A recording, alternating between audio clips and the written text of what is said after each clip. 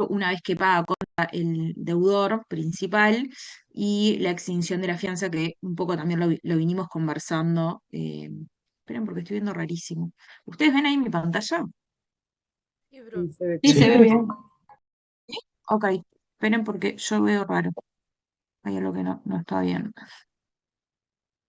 Cámara acá. Listo. Ahí lo voy a haber solucionado. Ahora sí veo. Buenísimo. Bien, bien. Bueno, entonces, la clase pasada, ¿se acuerdan que habíamos llegado? Analizamos el contrato de fianza, analizamos las obligaciones que regían el contrato de fianza, eh, y llegamos a ver cuáles eran los tipos de fianza que existían. Vimos que estaba la fianza subsidiaria o común, donde existían qué beneficios que podía oponer o por qué se caracterizaba esa fianza subsidiaria, qué beneficios podía oponer el fiador cuando el acreedor fuera a reclamarle el cumplimiento de la obligación garantizada. Que primero le cobrara al deudor. ¿Y eso cómo se llamaba? De exclusión.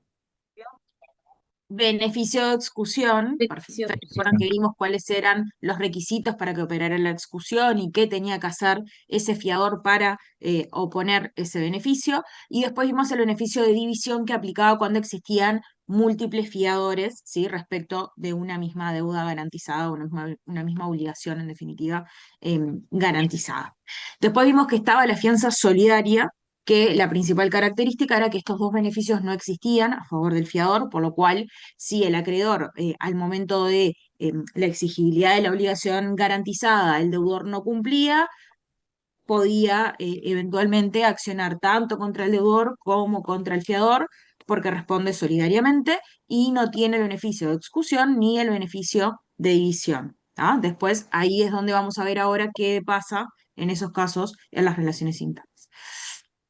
Y por ahí nos habíamos quedado, creo, si no me acuerdo mal. Y, bueno, y después habíamos visto, sí, habíamos mencionado que también aplicaban las reglas de la solidaridad pasiva, y hay alguna discusión que se podía dar en torno a si efectivamente digamos, se aplican todas las reglas de la solidaridad, salvo aquello que sea incompatible con la regulación propia en sede de fianza, que es la posición de Gamarra, o vimos también la posición de Peirano que decía que en realidad solamente era, digamos, la fianza solidaria se caracterizaba por esa, digamos, limitación en cuanto a que el fiador no tiene el beneficio de exclusión y división. ¿Sí, Sánchez? Buenas noches a todos. Una consulta muy breve. En cuanto a la exclusión, Sí. ¿cómo sería, si nos puede contar, ahora que lo puedo estudiar un poco mejor, el señalamiento de los bienes de parte del fiador hacia el deudor? Si me puede explicar esa parte. Simplemente al momento de oponer el beneficio de exclusión, que se acuerdan que habíamos visto que lo ponía al momento de oponer, en el mismo momento en el cual se pueden oponer excepciones previas, eso puede variar según el proceso sea ordinario o extraordinario o monitorio. Y en ese momento lo que tiene que hacer es identificar cuáles son los bienes que tiene el deudor principal, sin tengan presente que hay ciertos bienes que no puede o que no se computan, digamos, a los efectos del beneficio de exclusión. Por ejemplo, si tenés bienes en el extranjero o si esos bienes estaban embargados, ahí la propia norma los excluye. Pero simplemente es eso, al momento de oponer el beneficio de exclusión, va a tener que identificar o señalar cuáles son los bienes conocidos del deudor contra los cuales ese acreedor podrá eventualmente accionar. ¿Sí? Entonces, vimos las relaciones externas entre fiador y acreedor, qué podía hacer ese fiador una vez que devenía exigible esa obligación garantizada, esa obligación que surge de la relación principal, y nos quedamos en esta parte de ver, bueno, qué pasa con las relaciones internas. Esto es una vez que el fiador paga, o sea, el fiador cumple cuando el deudor no cumplió y se accionó contra él. Entonces, ¿qué opciones tiene? Y acá los artículos que nos van a regir son el 2131 y el 2132. Tengo el código un cachito lejos, ¿alguien se anima? Voy a buscarlo igual, pero ¿alguien se anima a leer el 2131?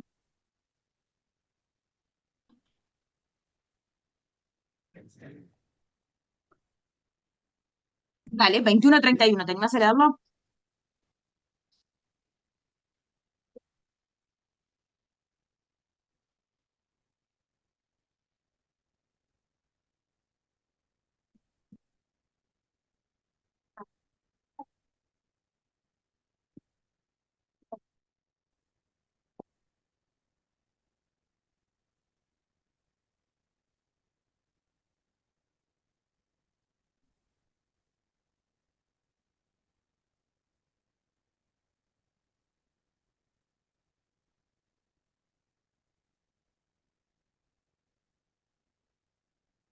Bien, entonces este artículo 2131 lo que nos va a consagrar es la denominada acción subrogatoria. Y te pido ya que leas el 2132, ahora vemos cada una, que consagra la acción, perdón, sí, la acción indemnizatoria, la dije bien, y la acción subrogatoria en el 2132.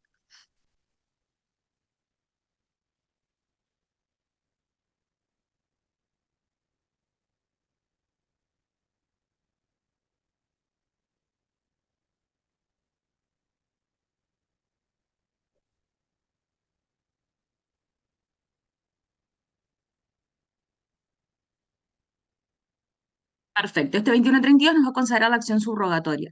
Que a ustedes ya les suena de qué, ¿se acuerdan en obligaciones cuando vieron qué tema? Eh, Sí, en Las acciones obligaciones. subrogatorias. Las acciones subrogatorias, subrogarse Ahí va, para que se daba cuando el pago era hecho por quién, por un tercero. Y se acuerdan que el pago hecho por un tercero podía darse por un tercero interesado o por un tercero no interesado. Y uno de los ejemplos del pago hecho por un tercero interesado es el pago hecho por el fiador. ¿Ah? Vieron que de nuevo traemos los conceptos y las normas que nosotros ya analizamos en sede de obligaciones. Acá de nuevo, en sede concretamente de fianza, el 2132 vuelve a consagrar esa acción subrogatoria de ese fiador que paga al acreedor en caso de que no se haya cumplido la obligación por parte del deudor principal. Entonces, el artículo 2131 que consagra esa acción indemnizatoria es básicamente una acción de regreso que tiene justamente esa función indemnizatoria. ¿Sí? ¿Cuáles son las excepciones que está previsto? O sea, ¿en qué casos no procedería? 2134. ¿Te animas a leerlo, Brum? Perdón, antes de eso, simplemente para después no irme del artículo. Vieron que en el 2131 nos especifica qué es lo que ese fiador que pagó puede reclamar en esa acción de regreso contra el acreedor, contra el deudor, qué es lo que él pagó al acreedor que puede reclamarle al deudor. Y ahí nos va a decir lo que pagó efectivamente, los intereses legales, los gastos que fueron ocasionados como consecuencia de ese pago y los daños y perjuicios cuando procedan según las reglas generales. O sea, vieron que la acción indemnizatoria es más amplia que lo que permite la acción subrogatoria, que ya le dimos en realidad en el 2132. ¿El Duayan? Profe, disculpe, no entiendo la parte del último, del artículo 2131 cuando dice la disposición de este artículo tiene lugar aún cuando se haya dado la fianza, ignorándolo al deudor, ignorándolo el deudor. ¿A qué se Claro, ahí refiere? lo que te viene a aclarar es, si el acreedor celebró un contrato de fianza con un fiador y ese contrato no tenía conocimiento del deudor, porque recuerdan que lo que vimos la clase pasada es que el contrato de fianza entre quién era, entre el fiador y el acreedor. El deudor no es parte del contrato de fianza. Entonces, aun cuando ese contrato se celebre sin que el deudor sepa que esa fianza existe, igualmente, si ese fiador paga, tiene la acción de regreso, la acción indemnizatoria prevista en el 2131 contra el deudor. O sea, el deudor no podría decir, yo no tenía conocimiento de la existencia de este contrato de fianza y por lo tanto, si el fiador pagó, yo no tengo por qué luego indemnizarlo. Bien, gracias. ¿Sí? Por favor. Entonces, por ahí les dejaba cuáles son las excepciones, o sea, en qué casos no va a proceder esta acción indemnizatoria. 2134.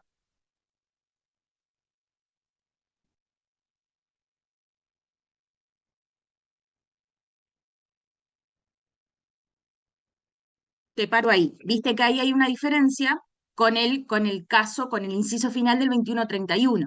Si el pago ahí sí es hecho contra la voluntad del deudor, en ese caso, pero ahí referido al pago, no importa si sabía o no sabía la existencia del contrato de fianza.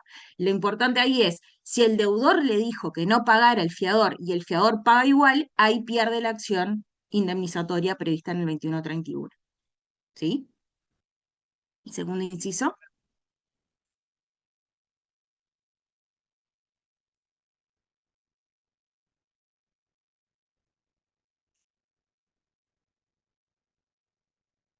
Perfecto. Eso se acuerdan que viene enganchado con lo que ya vimos la clase pasada respecto de la fianza de una obligación solidaria, o sea, cuando lo que se garantiza es el cumplimiento de una obligación natural.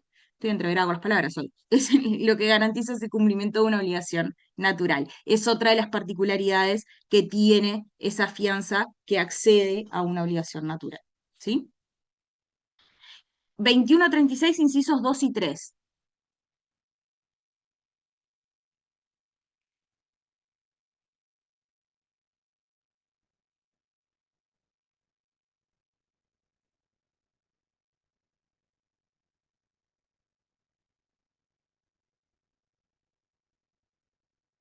Vieron que ahí lo que establece es, si, perdón, te voy cortando, Brum.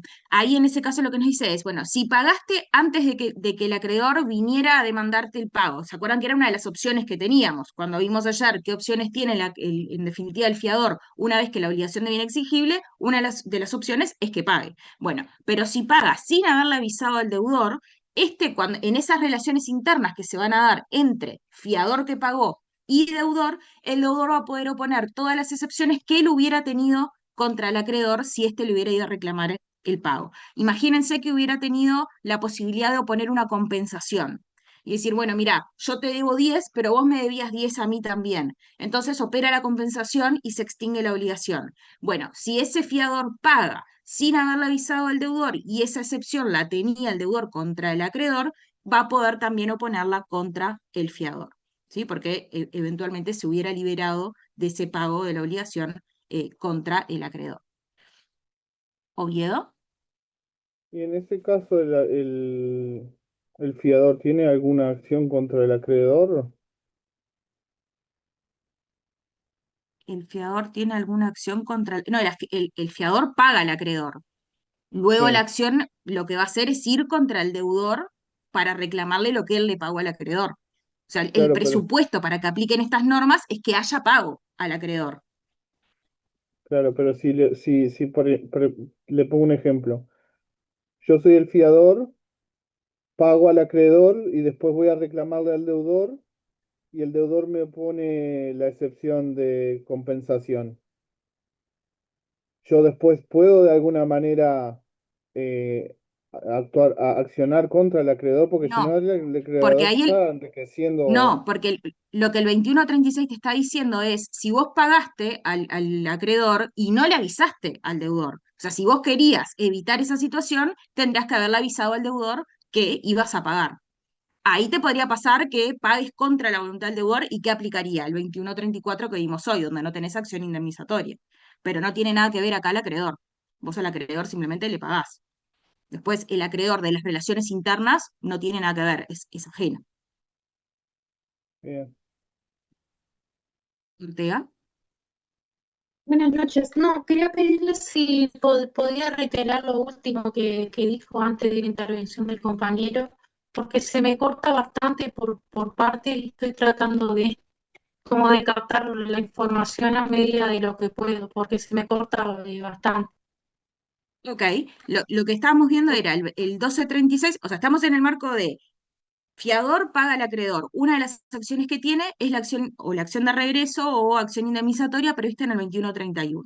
Dentro de ellos estamos viendo algunas normas que afectan esa eventual, pueden afectar esa acción de regreso. Dentro de esas normas estamos viendo el 2136, ¿sí? En el inciso segundo. ¿Qué es lo que dice el 2136, inciso segundo? Que si el fiador paga sin que el acreedor se lo haya reclamado y no le avisa al deudor, cuando va a realizar esa acción de regreso, el deudor va a poder oponerle al fiador todas las excepciones que hubiera tenido él contra el acreedor. Y ahí pusimos el ejemplo de la compensación, por ejemplo. Ay, gracias. Me acabo de dar cuenta Hilary, que Hilary, en la presentación viste que en vez de decir 2136 dice 1236. Es una pavada, pero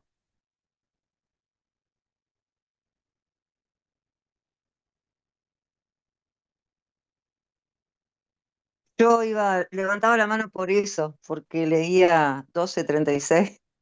no, es no, no, 2136, está mal, hay lo que puse mal, invertirlo, pero a mí me pasa todo el tiempo. Pongo una cosa y me quedó invertida. sí, Me pasa todo el tiempo. antes de subírselo se lo cambio. Perdón, no me di cuenta. De hecho, cuando vos me dijiste, vea, estaba a punto de decirles, me acabo de dar cuenta que puse 1236, pero estamos hablando. Barbosa. Profe, perdone que le Ah, reitere perdón, la vos sos pregunta. Maciel, ¿no? Yo te digo por el segundo apellido, pero sos Maciel es Maciel. nombre. Es Ah, ¿es rarísimo, nombre? pero Ah, es entonces está bien. nombre. Bien. Es nombre. Perdone que le reitere la pregunta, pero no llegué a escuchar la respuesta a la pregunta de Oviedo, que fue una inquietud que me surgió también. Lo que Oviedo me preguntó fue, bueno, ¿tiene algo para hacer ese fiador contra el acreedor? Y en realidad ahí no hay nada para hacer, porque el fiador lo que hace es pagarle al acreedor. El 2136 lo que te dice es, si vos pagás al acreedor y no le avisaste al deudor que ibas a pagar, ahí es que el deudor, cuando vos vayas a hacer o a iniciar esa acción de regreso, te va a poder oponer todas las excepciones que hubiera tenido contra ese acreedor.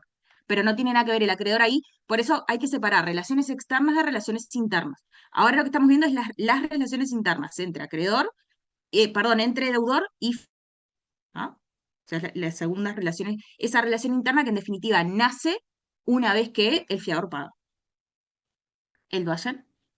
Profe, pero no era que no le tenía que avisar, o sea, que no era necesario avisarle al deudor si pagaba, o sí, ahí me No, entreveré un pará, poco. ahí me parece que te estás confundiendo con lo que dice el 2131 en el inciso final, que me preguntaste hoy. El 2131 en el inciso final lo que te dice es que el fiador tiene igualmente la acción de regreso, aun cuando el contrato de fianza se haya celebrado sin el conocimiento del deudor, porque el deudor es un tercero ajeno a este contrato. ¿Ah? Eso es una cosa. Distinto es lo que te dice el 2136. Si vos pagás sin avisarle, ¿cuál es la consecuencia? Ahí va. Ah, Profe, eso está relacionado con el 2110, capaz que ahí se puede orientar la compañía mejor.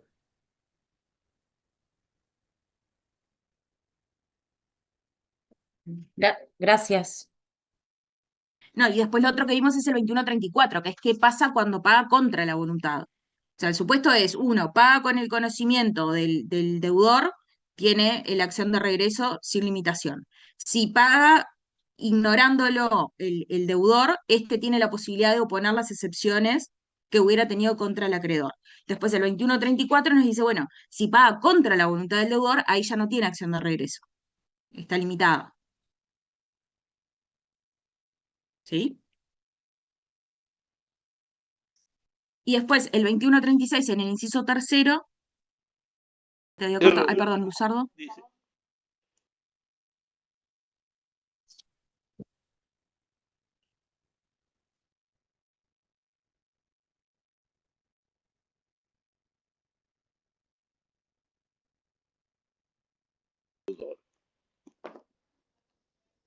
Perfecto. Vieron que ahí regula otro supuesto distinto. Es, el deudor no sabe que la acción se extinguió y paga de nuevo. O sea, el fiador acá paga, no avisa, el deudor va y paga de nuevo al acreedor. Bueno, ahí en ese caso lo que nos dice es que el fiador no puede ir contra este deudor, pero sí puede ir contra el acreedor por el pago del indebido. ¿Ah? Ahí aplicar los principios generales del pago del indebido, que también ustedes ya estudiaron en obligaciones. ¿Sí? Y por último, el 2137. perfecto. El deudor no está obligado a abonar al fiador lo que éste hubiese pagado, si sabiendo que aquel tenía alguna excepción que opuesta destruiría la acción del acreedor. No la dedujo. No comprende esta disposición las excepciones que son meramente personales al deudor o al mismo fiador. Esto termina de complementar la idea de cómo opera la oposición de las excepciones que hubiera tenido contra ese acreedor cuando reclama el pago, que también viene enganchado con lo que ya vimos la clase pasada. ¿Ah? Esperen que se me taró algo. 22, acción subrogatoria. Acá no me voy a detener mucho porque ustedes en qué consiste la acción subrogatoria, se supone que ya lo estudiaron en obligaciones, estudiaron el pago hecho por un tercero que es interesado, la subrogación que opera en forma legal, que no hay necesidad de hacer otra cosa, y el 2132 que ya vimos que nos establece que puede quedar subrogado en todos los derechos que el acreedor tenía contra el deudor principal. Con una excepción, dice, si el fiador ha transigido con el acreedor, supónganse que el fiador cuando va a pagar, acuerda con el acreedor, le dice, mira, le debo 100 al acreedor, el deudor le debe 100 al acreedor, yo no te puedo pagar 100, te puedo pagar 80. Y el acreedor está de acuerdo, y decimos, bueno, transamos y te pago 80 y extinguimos la deuda de esa manera. Dice, no puede pedir al deudor más de lo que realmente haya pagado a no ser que el acreedor le haya hecho cesión expresa del resto. O sea que en ese caso, porque la subrogación ¿cómo opera? El fiador en este caso va a pasar a ocupar el lugar que tenía el acreedor en la relación original, pero no va a poder reclamarle el 100% de lo que se debía o lo que se le debía, sino que solamente va a poder reclamar aquello que efectivamente pagó por ese crédito en este caso, ¿tá? Por esa deuda. Salvo que, y ahí está la excepción al final, que el acreedor expresamente le haya cedido el resto de la deuda. A veces son cuestiones a tener en cuenta. Marangos. No, que justamente en el caso que le reclame hay una cifra superior de lo que pagó, estaríamos ante un supuesto de enriquecimiento injusto, ¿no? Podría ser.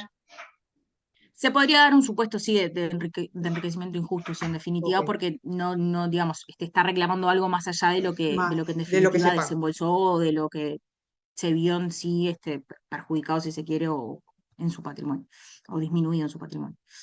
¿El Duayen? Profe, perdón la interrupción. En este caso, el deudor le paga al acreedor. En vez de pagarle 100, le paga 80, No, ¿no? es el fiador. El supuesto que te Ah, dice el 21 el fiador es acuerda el que le con paga. el deudor pagarle menos. Entonces ahí se va a Ah, dar la acción subrogatoria. Pero ¿qué va a pasar? Cuando ese fiador se dé vuelta sí, en la posición que tenía el acreedor y ahí vaya a va. reclamarle al deudor, no le puede Bien. reclamar los 100, le podrá reclamar los 80 que él efectivamente le pagó a ese acreedor. Sí, está. Ahora entendí. ¿Tá? A no Gracias. ser que haya acordado. A no ser, exactamente, a no ser que haya acordado que él o el acreedor le haya cedido expresamente al resto de la deuda. Correcto. ¿Ah? Entonces, por ahí le dejaba un resumencito de las cargas en definitiva que se le imponen al fiador en función de lo que venimos hablando, porque si no pierde algún derecho, dar aviso al deudor antes de pagar, 2136 inciso 2 que recién vimos, o poner al acreedor las excepciones reales que conozca, y poner en conocimiento del pago al deudor, 2136 inciso 3. ¿Cuándo se va a dar cada una? Bueno, va a depender cuál sea la situación, porque, por ejemplo, si existiera un crédito garantizado, si el acreedor tuviera a su favor una garantía, supónganse que ese deudor principal había constituido una hipoteca en favor del acreedor, garantizando también el cumplimiento de esa deuda. ¿Cuál acción irían ustedes si fueran el fiador? ¿Irían por una acción subrogatoria o irían por una acción indemnizatoria? ¿Y por qué? Esta podría ser una pregunta de parcial final. ¿Puede repetir, profe? Claro. Imagínense que ustedes son el fiador, que ese crédito que estaban garantizando también estaba garantizado con una hipoteca. Si ustedes son el fiador y pagaron, ¿por qué acción irían? ¿Por la acción indemnizatoria o por la acción subrogatoria? ¿Y por qué? Profe, por la acción indemnizatoria puede ser. ¿Y qué pasa con la garantía? ¿Te ves beneficiado de la garantía ahí? No. Usted habla que, por ejemplo, el deudor principal, el deudor, tiene una garantía de hipoteca a favor del acreedor, ¿verdad? Exacto. Y El el, fiador paga. y el fiador paga, bueno, en ¿Ese realidad fiador sí qué va a tiene, querer hacer? ¿Qué le va a interesar? sí, el bien. Poder ejecutar esa hipoteca, poder beneficiarse de esa hipoteca eventualmente. ¿Y eso con qué acción lo lograría? ¿Gabito? Rogatorio.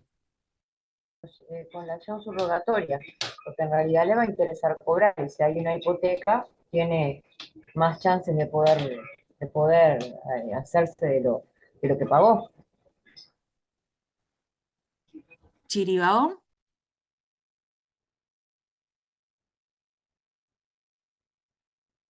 Ocupa su lugar y en realidad reclama lo que pagó.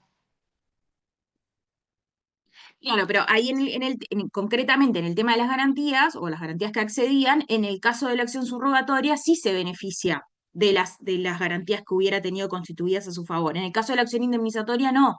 21-31, ahí vimos qué es lo que se puede indemnizar o qué es lo que puede en definitiva repetir, pero no se beneficia de las garantías, por ejemplo. Entonces, eso es pensar, bueno, ¿y por qué ir por una acción subrogatoria y no por acción indemnitoria, que en principio es más amplia? Porque vieron que el 2131 es mucho más amplio lo que uno podría reclamar respecto de la acción subrogatoria, porque en la acción subrogatoria uno se pone en el lugar del acreedor y reclama en función de ello. En cambio, en el 2131 uno puede reclamar otro tipo de daños, por ejemplo, que se hubieran causado, o los gastos que hubieran generado. Entonces, porque uno podría optar por una acción subrogatoria, bueno, por ejemplo, en ese caso en el cual existiera una garantía adicional que estuviera garantizando el cumplimiento de esa obligación. Ustedes me siguen escuchando porque veo como medio cortado. Sí, profe, se escucha. Sí, Se profe. escucha perfecto.